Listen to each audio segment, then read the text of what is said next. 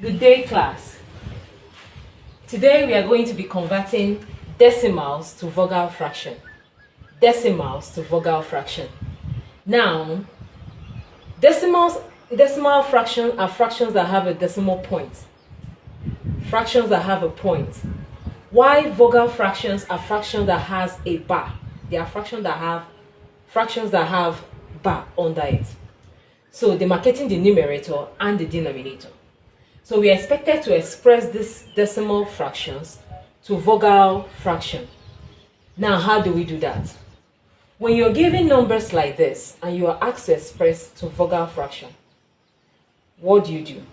You write out the main numbers you're given.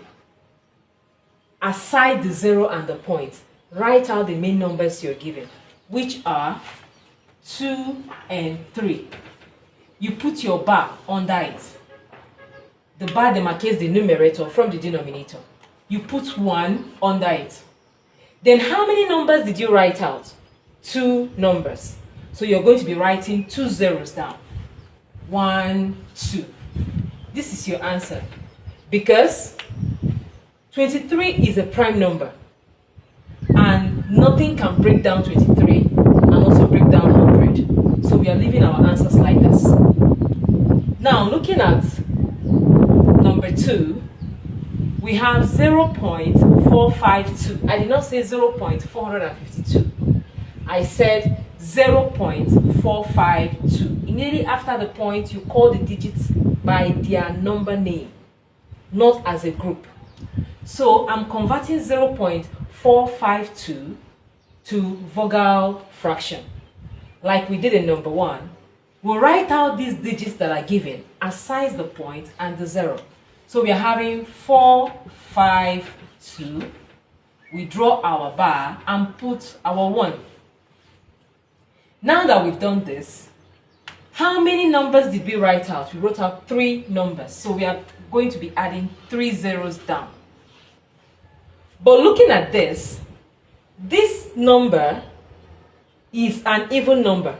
And this one is also an even number, which means 2 can divide. 2 can do what? Divide. So if 2 divides 4, you have 2. If 2 divides 5, you have 2. There will be a remainder, 1. 2 divide 12 will give you 6 over whatever you do to the numerator, also do to the denominator. So 2 divide 1 cannot work, so we combine 1 and 0. 2 divide 10 will give you 5. 2 divide 0, 0. 2 divide 0, 0. This is still an even number, and this one is still an even number, which means 2 can still go through. 2 divide 2 will give you 1. 2 divide 2 will give you 1.